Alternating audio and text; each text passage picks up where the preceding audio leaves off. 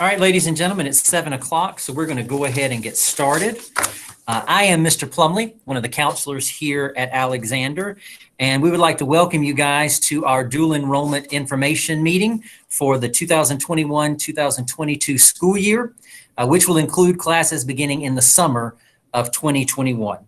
I'm going to introduce Dr. Ray, Dr. Omar Ray. She is our counseling department chair, and she's going to be here with me presenting. Good evening, everyone. Thank you for joining us tonight. We have a wealth of information for you.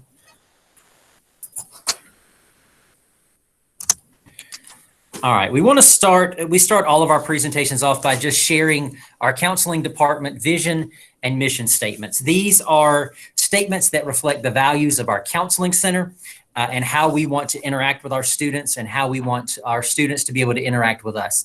So take a few moments and look over these. These will be available when the presentation is loaded onto the website. But we just invite you to spend some time looking over those to see exactly how we strive to interact with the students. We do want to ask that if you have any questions, that if you would type those into the chat box. We do have someone who is monitoring the chat box for us so we can answer those. We will have a question and answer session at the end. So if we don't answer your question in the middle of the presentation, we will get to that at the end. So as I said earlier, we will load this presentation onto our website. And if you want to know how to get that, if you go to ahs.dcssga.org, which is the homepage for Alexander High School, at the top under the action bar, you can click Departments. You can click on Counseling. And then on the right side of the page, there is a menu bar, and there's a topic there that's labeled Presentations. Under Presentations, this Dual Enrollment Parent Night 2021 will be posted tomorrow so that you can look at that and review it in case you have any questions. So let's start off with what is dual enrollment. So dual enrollment is a program that's offered to students enrolled in Georgia high schools where they can earn college credit while they are still in high school. So this is a program for Georgia high school students to earn college credit while they are still in high school. The program is geared to 11th and 12th grade students. Now, 10th grade students are eligible to take CTAE or Career Technical Agricultural and Education classes at the Technical College System of Georgia schools. And I just butchered CTAE, Career Tech Agricultural Education courses. So they are authorized to take those at the technical colleges here in Georgia. Now, 10th grade students may also qualify to take any dual enrollment course if they can score a minimum of 1,200 on the SAT or 26 on an ACT in any single sitting. To be perfectly honest, that is a tough feat for a 10th grader. But if you have a 10th grader that can qualify for that, then they are eligible to take any dual enrollment course and for those courses to be funded. Now, in the dual enrollment program, most students attend college part-time and high school part-time. However, it is possible for students to be full-time in college. And students are eligible for funding for up to 30 credit hours. Now, that is not 30 credits on a high school transcript. It's 30 college credit hours, which is roughly 10 college classes. And that's what is eligible to be funded through the dual enrollment program. Is my student ready for dual enrollment? That's the big question. Does my student possess the following skills? You have to be a self-advocate. You have to be willing to acknowledge and deal with difficult situations. You have to have good time management skills, superior study habits, be independent, and be able to troubleshoot computers because everything now is on computers. We have some face-to-face, but most classes are on computers now. What colleges participate in dual enrollment program? Well, almost every college participates in dual enrollment programs. However, most of our students at Alexander, they tend to go to West Georgia Technical College, Georgia Highlands, or the University of West Georgia. Now, you can go outside of that, but oftentimes there's a logistic problem with travel and people not having the transportation. But you can go to any single university or college or private or public or technical college to participate. Dual enrollment online learning. Students must have a computer. Students need an even higher level of self-motivation and time management. Online courses or e-core are not recommended for students during their first semester of participation in the program. And let me tell you why. There are several different, it used to be unique to be taking dual enrollment classes and taking online classes, but of course, as you know now, it is the norm to take online classes. So let me just give you an example. There are several different types of online classes. There are basic online classes, hybrid classes, where students take classes in the classroom as well as online. You have e-classroom, which is pretty similar to what we do at Alexander, where a teacher is teaching you actually online and you're logging in at that time. You have e-core, and that's the one we're talking about. E-core is very independent. They give you modules through the computer. You may not ever talk to a professor until it's time to get graded. So it's a little different. So e-core is what we recommend, not recommend the very first semester or the first time you ever take dual enrollment classes. We want you to get your feet wet and kind of know the system, and then you'll be more apt to be able to be okay with e-core. There may be additional online fees, which varies between schools, and this must be paid by the student. So sometimes labs or certain books, and it really differs among different schools. So you have to find out what classes your students are taking and what extra fees they may have. Advantages. There's lots and lots and lots of advantages to being a dual enrollment program.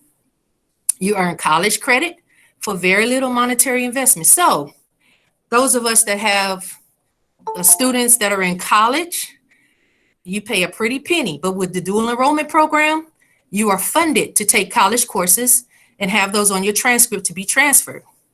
There's a great transition between high school and college while still enjoying the safety net of home. It provides another layer of preparation. So you don't have, you're at home and you have the support that you need during dual enrollment. Classes do not count in college hope calculation. I want to say that again and make sure everybody understands. The classes you take in dual enrollment, they do not count in the 127 hope scholarship calculation of the courses or the credits that you can take. That's a very good thing. So all the classes that you're taking in dual enrollment will not affect your hope.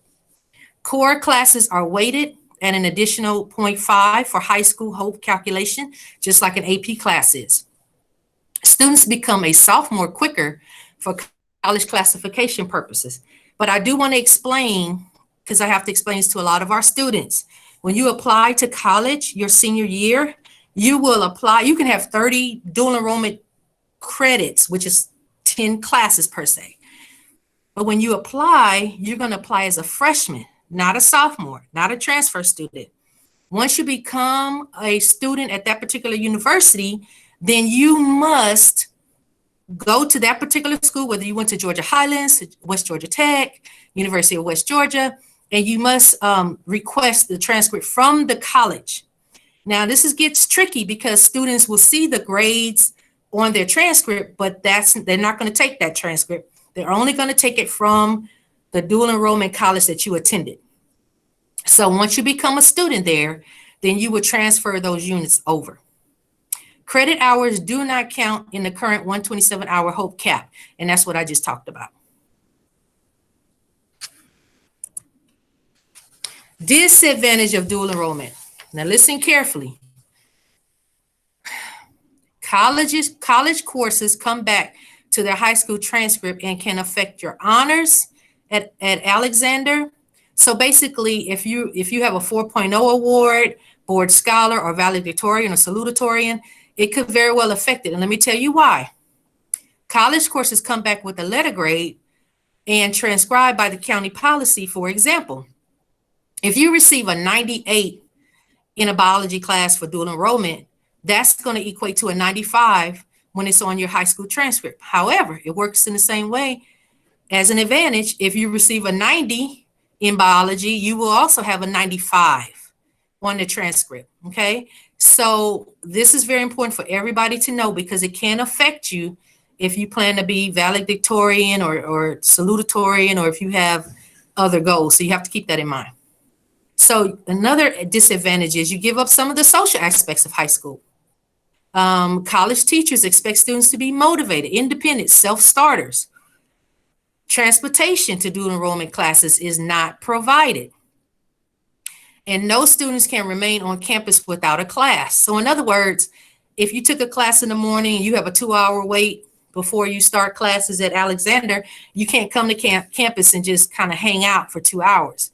So that's a disadvantage, but that is a rule. That's a part of a privilege of being in dual enrollment.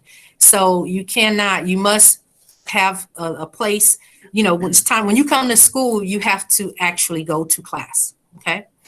Another disadvantage, you must provide own technology, but of course, we have technology for you and be able to troubleshoot own technology issues. No additional support for technology through Douglas County, but the college may provide some as it pertains to their system. Students cannot remain on campus during dual enrollment classes.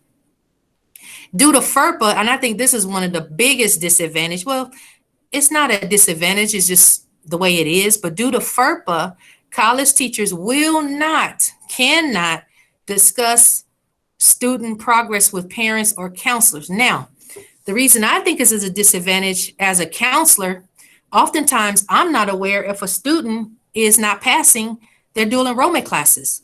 That's a disadvantage. I can monitor my kids here, but I can't necessarily monitor the kids in dual enrollment. Now, there is I shouldn't say a way around it, but you just have to have a waiver signed, and every particular school is different. So you just have to be waived if you would like your parent to be a part of your process, okay? So keep that in mind.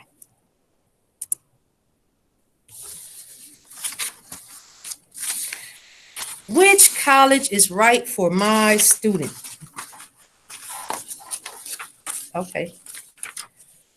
Okay, which college is right for my student? Highly selective schools like to see a balance of AP courses in conjunction with dual enrollment courses. Students need to begin with an end in mind. If you plan to attend college out of state, it's very, very important that you check with that particular college to make sure that your classes that you're taking in dual enrollment will transfer. Now, as your counselor, we're going to encourage you to take classes that typically graduate, but it's ultimately up to the student to make sure. And every college has a transfer portal that you can look at and see which classes transfer. And especially if you go out of state, you definitely want to do your homework. As a general rule of thumb, colleges will require more hoops. Some colleges have different requirements, and that's why we can't tell you a blanket statement that this is the requirement for this school, this is the requirement for, because they change often, and the colleges are all different, okay? So this is where you do your research. When you figure out which college you want to go to, and I would check the top 3 colleges you would like to go to, and then you find out what the admissions requirements are, okay? Students should evaluate their own comfort level with being a little fish in a big pond. College is not like high school. So you may not know a soul on the college campus, or you may not know anyone in your classroom, and it's okay. It's really giving you a great college experience. It's giving you an opportunity to meet new people. So there's a flip side to that as well. Okay, so you may want to look at colleges. You may want to start from the top and then go down from there if you like, or just figure out what works for you. Proximity is important for some students. Every student is different. So you have to decide what is the best college for you. And again, the main 3 colleges that most of our kids go to is Georgia Highlands, University of West Georgia, and West Georgia Tech. Now, I do want to mention, and we're very excited about, the University of West Georgia is in the process of solidifying the conference center. So they will start having classes at the conference center downtown Douglasville. And there is some talk about transportation, but none of that is confirmed yet. So just kind of look out for more information coming, but this is coming down the pipeline. So you'll be able to actually go to the University of West Georgia, downtown Conference Center in Douglasville.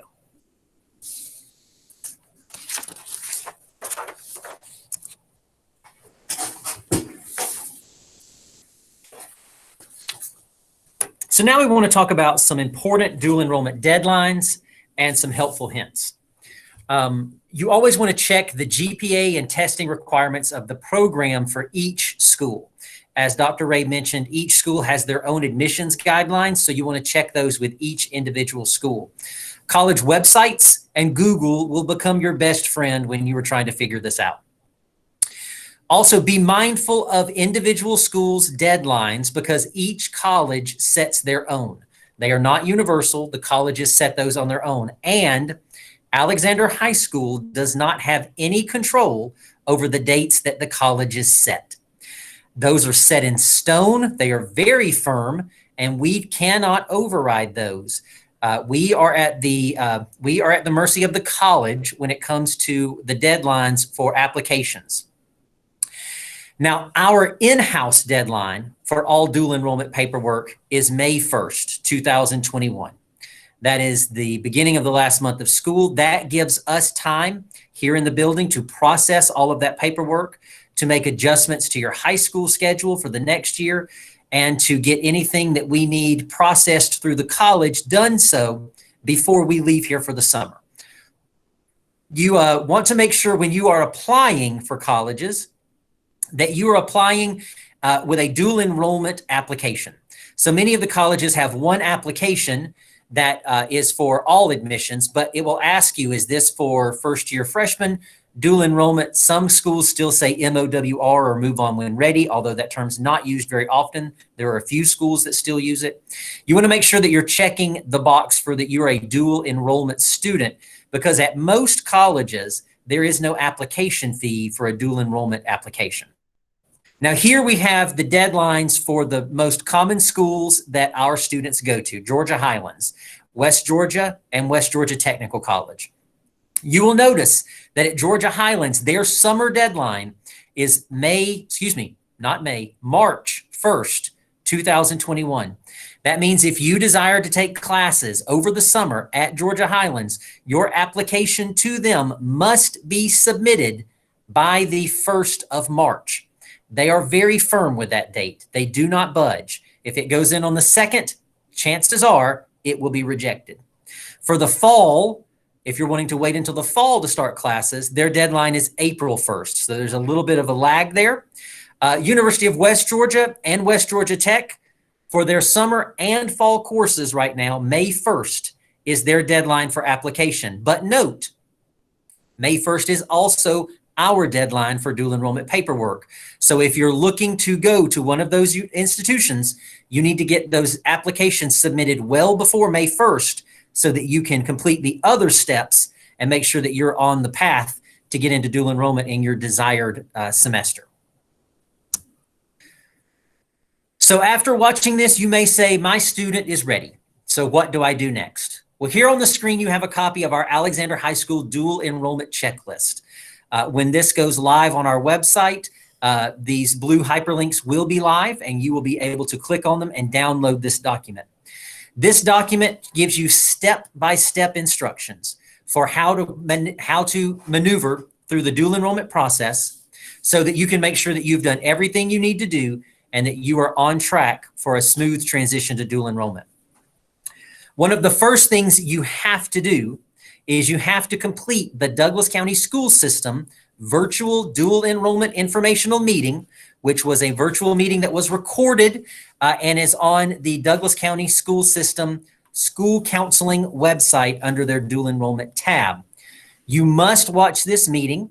It is a requirement for all students who participate in dual enrollment, and this is a county level requirement. You must also complete a viewing confirmation form. It's a Google form that just says that you have watched it. That is submitted to our Director of Counseling. And then you must also complete the Douglas County School System dual enrollment student contract for the 21-22 school year.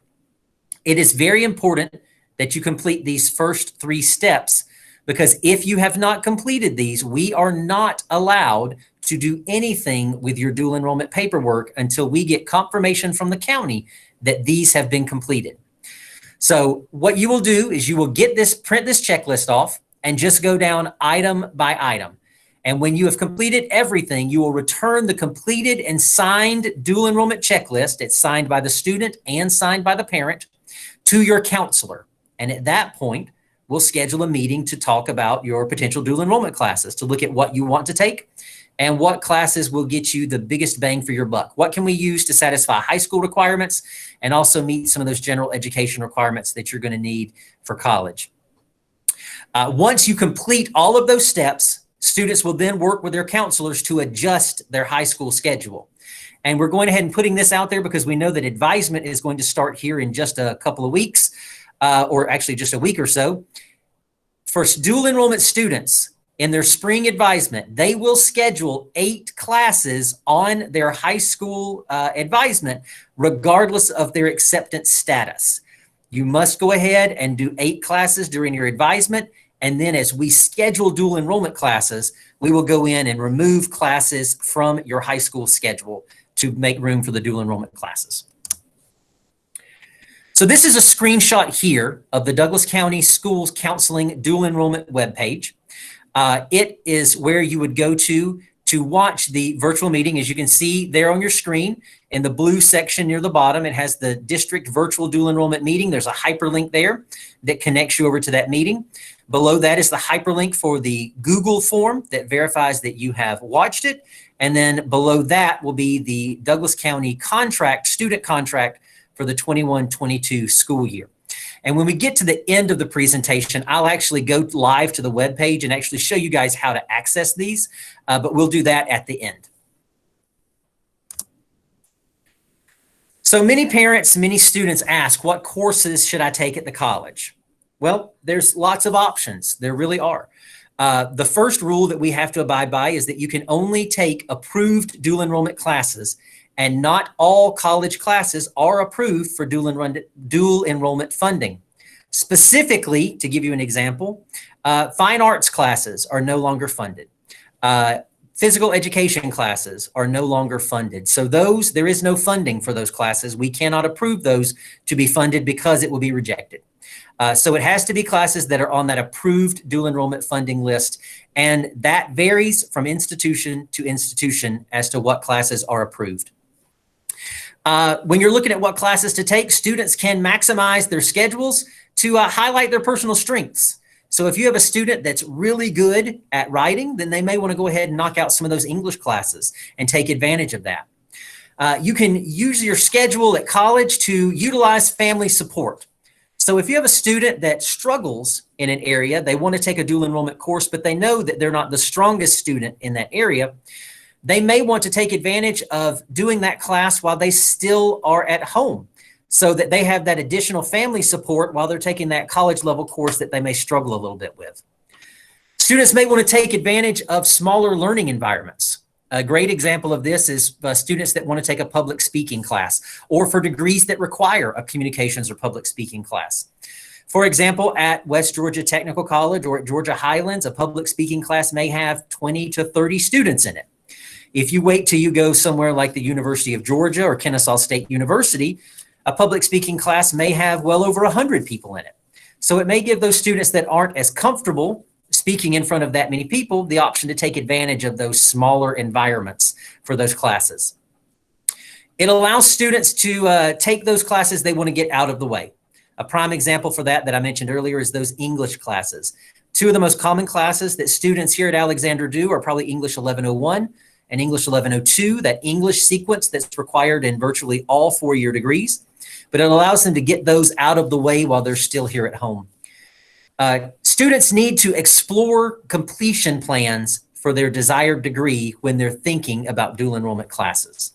And what I mean by that is this: if a student knows what they want to be when they grow up, if they know what degree they want to have earned when they graduate from college, if they know what college that they would like to earn that degree from, we recommend that they go to the website for that particular college, that they look up the degree completion plan for that particular degree. And then we start looking at the general education requirements that are going to be required to satisfy that degree. And we start using the dual enrollment courses to pick away at those general education requirements. We do this very often with the English 1101, 1102, political science, psychology, histories, even some math and science in some circumstances. So we just look at those and we try to make the best decisions for classes that are going to be chipping away at the courses that will be needed for the degree that the student wants to get. We also recommend that students work from a list of classes that we, the counselors, know will transfer easily between the technical college system of Georgia and the university system of Georgia. As Dr. Ray mentioned earlier, transfer credits are always at the discretion of the receiving school. And what that means is if you have transfer credits and you want to go to, say, Auburn University, Auburn gets to decide if they're going to accept those credits or not. But we have lists of classes that we know transfer very easily between our technical college system schools and our university system schools. And experience has shown us that many of those transfer even out of state from that same list. So we just want to try to, again, get the biggest bang for your buck, make the biggest impact with the classes that you're taking. So we want to make sure that you are following those guidelines and finally listening to the recommendations from your counselor. Now, I know that some students have their heart and mind set on taking certain classes. They have a plan for what they want to do, and I understand that. I appreciate that, actually. But we as counselors have dealt with this dual enrollment program for years, and we can tell you courses that students have struggled with. We can tell you things that have been difficult for students. And if that experience can make your experience easier, then by all means, let's take advantage of that so that we can make sure we're keeping you on a positive path and making sure that the classes you're taking during dual enrollment are only bettering you and not in any way harming you. So here are just some things to consider. Scheduling math and science classes at the college can be difficult. They are by no means prohibited, and there are many math and science classes that are on the dual enrollment approved list. It just requires a conversation between the high school counselor and the student in order to make the best decision. As I mentioned earlier, we talked about degree completion plans and knowing what the student wanted to do and trying to use those classes to chip away at some of those general education requirements. Likewise, we know that if a student, for example, if a student wants to go to Georgia Tech and be an engineer, Georgia Tech would much rather you take those math and science classes with them than they would you take them in a dual enrollment program and transfer them in. And in some cases, with just a small tweak to a course number, the class that you take during dual enrollment may not meet the requirement for your major. Just between the difference, we've seen this happen with biology 1010, and instead of that being the requirement at Georgia Tech, the requirement was biology 1012. So it didn't satisfy the requirement and a student ended up having to redo it anyway. So we just like to look at those things to try to make the wisest choice for your student and also taking into consideration the experience of all the students we've dealt with in the past. Another thing to consider, it is typically best to do economics at your base high school. Econ is a graduation requirement. You cannot graduate without it. College level economics can be very difficult. Again, this class is not prohibited. It's a conversation to be had with your high school counselor. Some students do fine in it and some struggle. So it's a conversation we would want to have.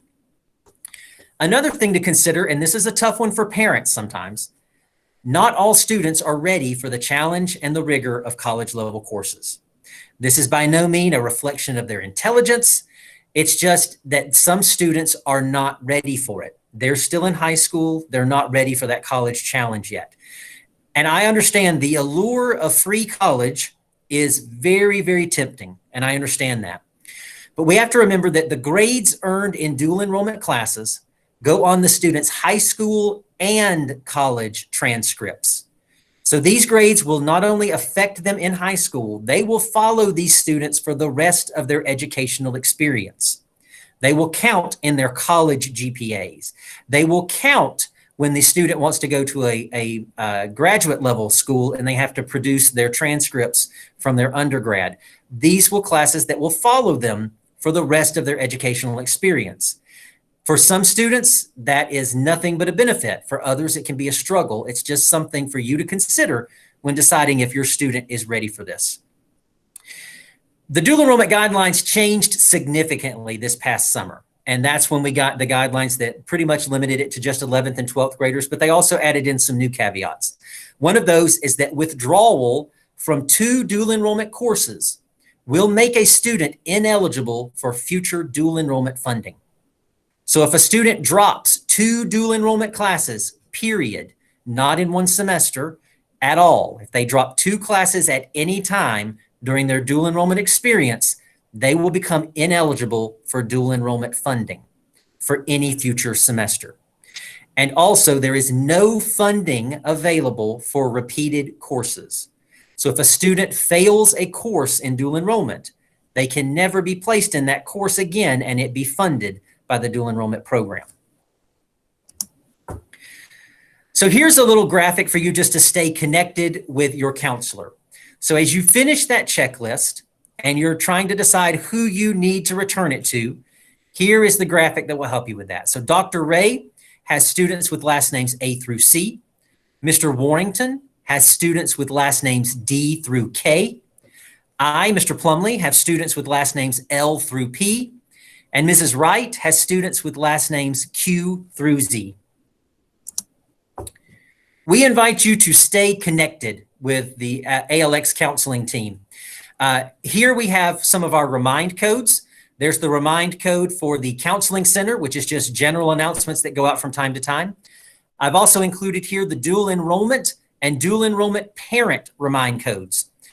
I ask you to please, and it is a requirement on your checklist, if you are going to do dual enrollment, you must join the dual enrollment remind. This is how we communicate with students. Often we get information from the school, the college, and we need to get in touch with the students quickly. Well, as you can imagine, dual enrollment students are not in this building all the time. So this remind allows us the opportunity to get in touch with them when we need to communicate. There at the bottom, I'm going to invite you all right now. We're going to leave this up as we do our question and answer session. We're going to invite you to take out your phones and just use your camera. If you will point your camera at each of these QR codes, it will give you the option to link straight to our social media accounts. And the Counseling Center has a Facebook page, we have an Instagram account, and we have a Twitter account. And we use these to communicate important dates, scholarship opportunities, deadlines, and just general announcements.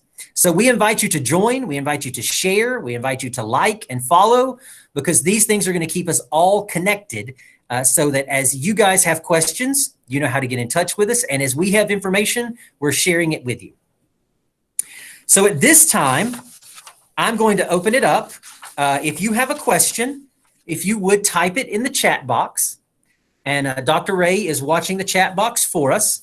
So if you have any questions at this time about what is covered by dual enrollment, what is not covered by dual enrollment, any other questions about like that, we'd be happy to answer them for you.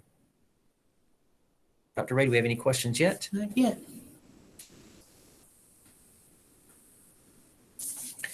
I will mention, and I failed to mention this in my slide earlier when I was talking about the dual enrollment program and what it is and what it covers. And Dr. Ray touched on it a little bit.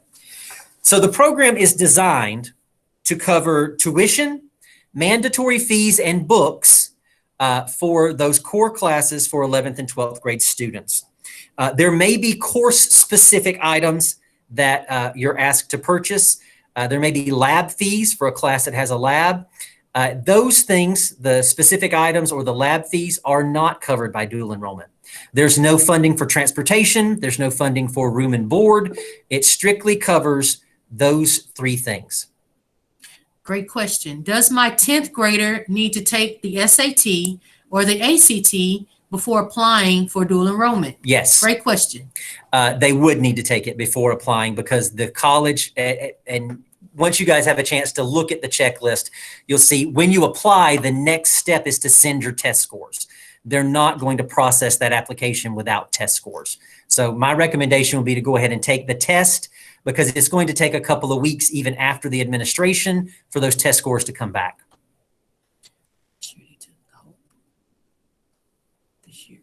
It's not for 10. Oh, Dr. Ray was saying that most of the dual enrollment schools are not requiring SAT and ACT for admission, but that rule does not apply to 10th grade students right now. For 10th graders to qualify, they still have to have the SAT or ACT test. And it may not qualify for the 11th and 12th graders next year. Right. We're not sure what the testing requirements are going to be past the fall. That's all we've heard so far is the requirements for fall. No school has told us anything beyond that. Are there any other questions?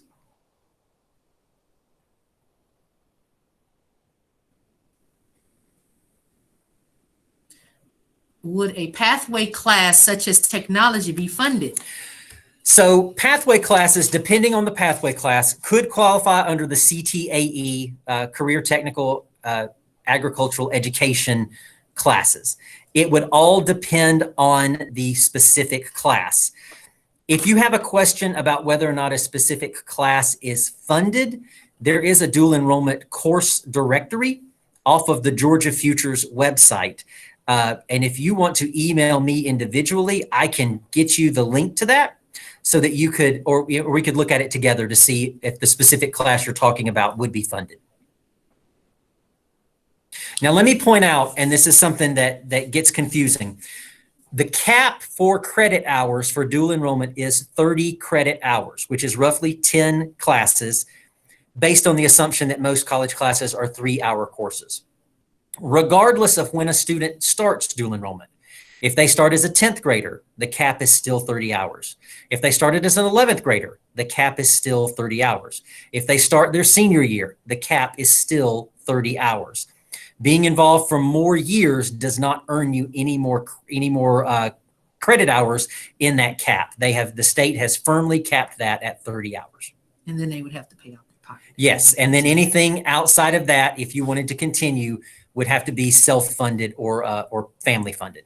Another good question. If a student is accepted once into the dual enrollment program, will they have to take the ACT, SAT test again? No. No. Once a student is accepted into the dual enrollment program, they are considered a dual enrollment student. The only time I could see that being an issue is if they went dormant for more than a year. Like if they took classes and then didn't take classes for a year and then went back to take classes again, then they may have to qualify under the current guidelines at the time they're going back. But if they are a dual enrollment student and maintain enrollment as a dual enrollment student, they would not have to test again. Can my child still be in the marching band, music, etc., or participate in sports at Alexander High School? Yes. Absolutely. Dual enrollment students are still Alexander High School students. And for most students, they're only gone from this building part of the day. Typically, the way that we do classes for dual enrollment, for every class that a student takes at dual enrollment, we take 2 classes off of their high school schedule because we are year-long classes here. Now, the caveat there, and one of the catches is, we ask that if you take 2 classes your first semester, we expect you to then take 2 more classes your spring or second semester, because since we are year-long classes, we don't necessarily have very many classes to put you in halfway through. So we just ask that you be consistent with the number of classes you take, and that you try to keep those consistent throughout the year for scheduling purposes here. I just want to also point out with dual enrollment classes from August to December, you will receive 1 credit hour, whereas a class at Alexander, you don't receive your 1 full credit until May.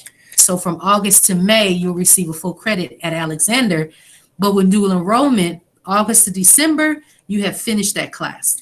Right. Those dual enrollment classes are only semester long, which is why when you take 1 of those, we remove 2 classes off of the high school schedule. My child will be a junior next year. Just to confirm, did you say that she will not be required to take the SAT and ACT to apply to dual enrollment for the coming fall? That is what we are being told right now, yes. And what they use, let's just say this, they're not requiring the SAT and ACT. However, they are using the HOPE GPA. Right. So you have to make sure. Now, what we're saying is, we're not saying that they won't take test scores and you can just get in, because they do still have a criteria of the classes that you took, the HOPE GPA, which is your core classes only. So language arts, science, math, social studies, and foreign language, that makes up your HOPE GPA. Anything outside of that are considered electives. So they do use your HOPE GPA. So there still is an application process and there still is criteria that you have to meet, but they are not requiring, because of the COVID situation and the difficulty in sitting for ACT and SAT exams, they are not requiring those for admission for the summer or fall at this point in time. Now, when I say that, that's University System of Georgia and Technical College System of Georgia schools. Private colleges may be different. That would be based on the individual college's admissions criteria. I just want to point out that Alexander Counseling Center will be administering the SAT at our school during the school day on March 3rd. So if you would like your student to take the SAT, we are actually giving it March 3rd. You can go on the website tonight and sign up for it. You don't have to pay until the 28th, but it'd be nice if you're thinking about taking it to go ahead and sign up for it. This is only for 11th and 12th graders. Only for 11th and 12th graders.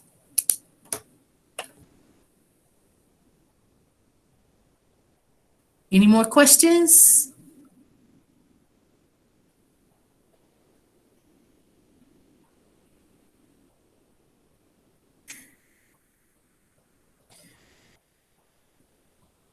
If your student is digital, can they still take the SAT at the school? Absolutely. Yes. Absolutely. That information actually went out on our social media just a couple of days ago, and I think the school also sent it out. It's on the main page at Alexander High School, so you can see it there. Registration deadline for that exam is coming up. It's on the 26th of January.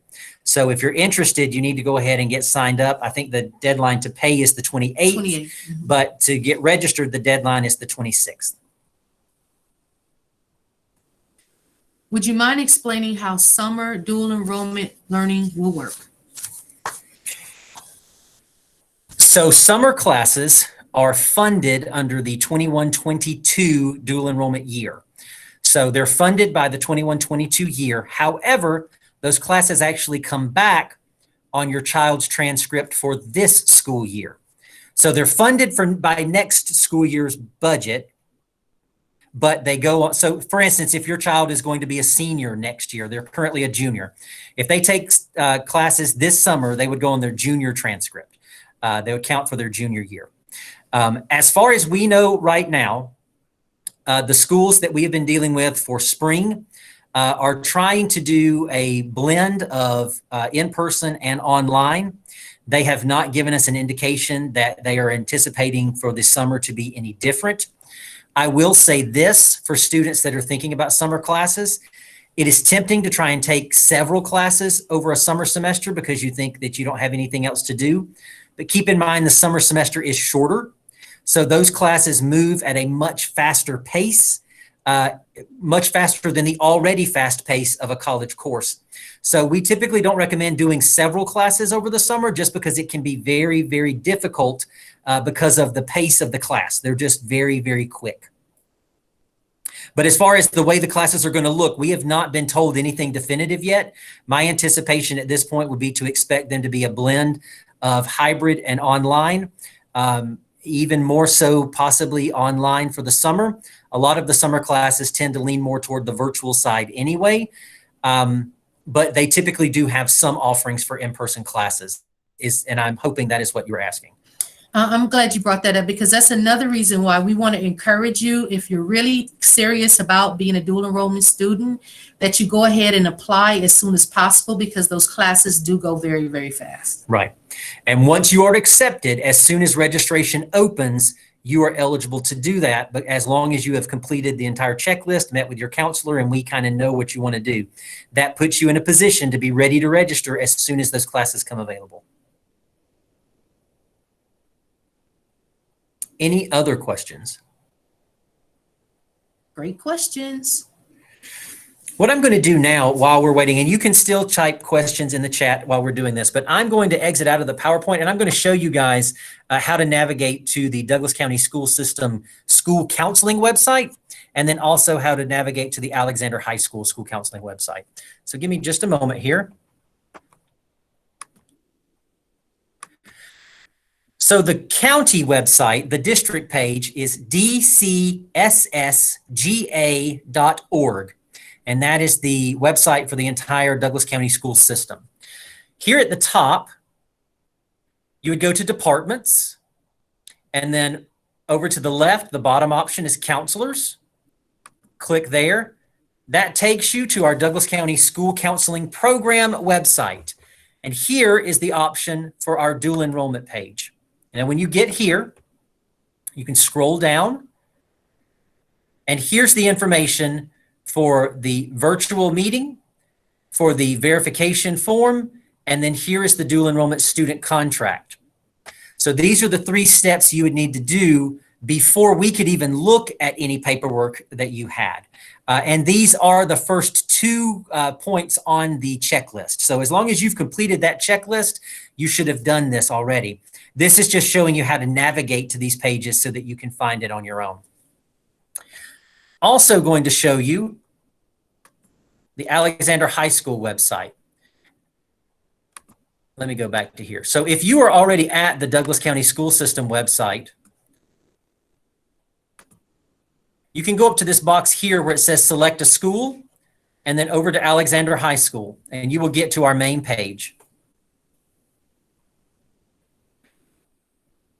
If you again go to the top for departments, drop down to counseling. This leads you directly to our school counseling website. And if you go over here to the dual enrollment tab that's on the right, click there. This is going to give you links again that tell you if you are interested, how to get back to the dual enrollment website for the county school counseling website. And here is the link for the Alexander High School dual enrollment checklist. So there's where you would click it. It's a PDF that you can download and print. And then as you fill that out, get it signed, then you would bring it to your counselor.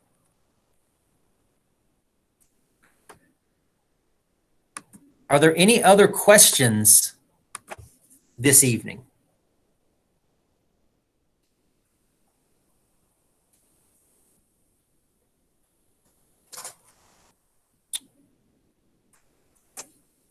It says, by any chance, do you know how many students are accepted into the program?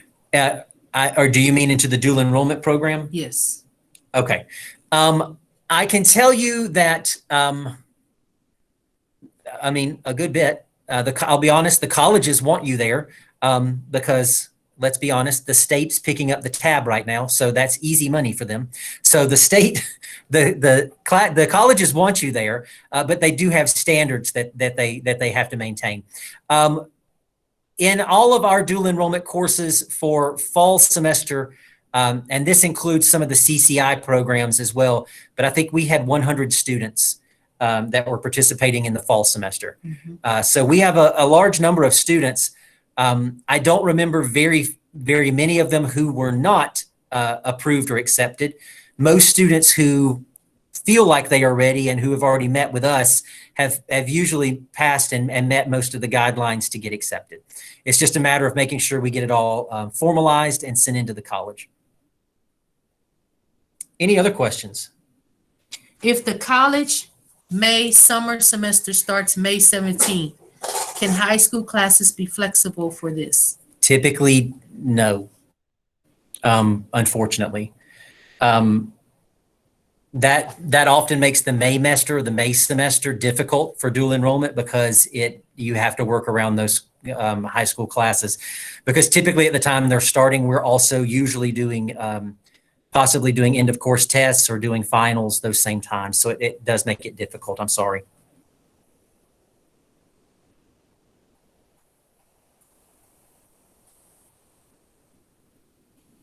If you start at one college and decide to switch to a different college for the next semester, is that possible? Yes, it is. You would just have to apply to the other college and go through their admissions process. And just keep in mind, you want to always keep up with your funding, because you can get accepted and go to both colleges and run out of funding, and then you have to pay out of your pocket. So you want to make sure that you're keeping up with your 30 hours. Right. And that's all available on the Georgia Futures website. It tells us when we go in to look at your courses, it tells us how much funding has been used. And we try to keep an eye on that, but we also ask that the student be aware of that as well. Because ultimately, if you register for a class and there is no funding available, it will be the responsibility of you and your family.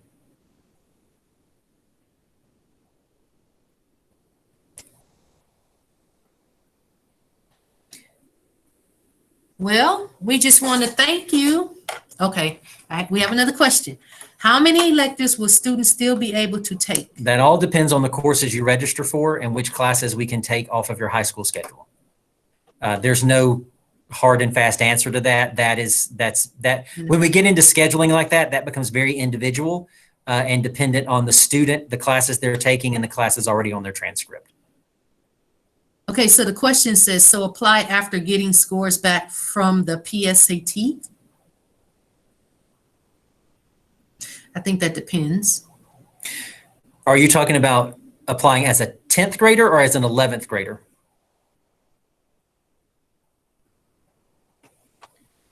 Tenth grader has to actually have an SAT score. They will not accept the PSAT. It has to be an SAT or an ACT. The score of the SAT has to be a 1200, the ACT a 26.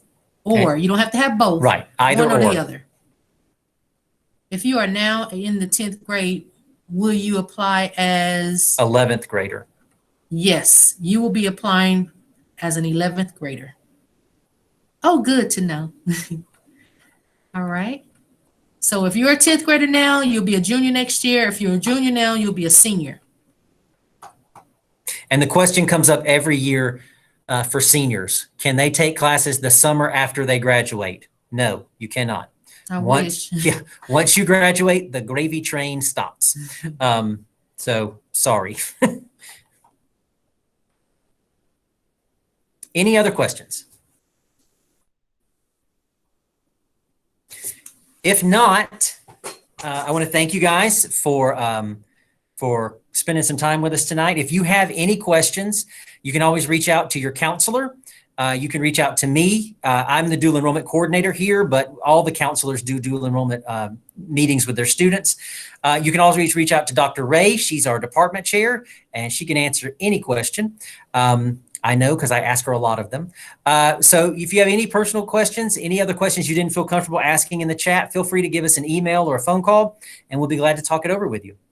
If there's no further questions, we thank you guys for coming, and we will talk to you soon.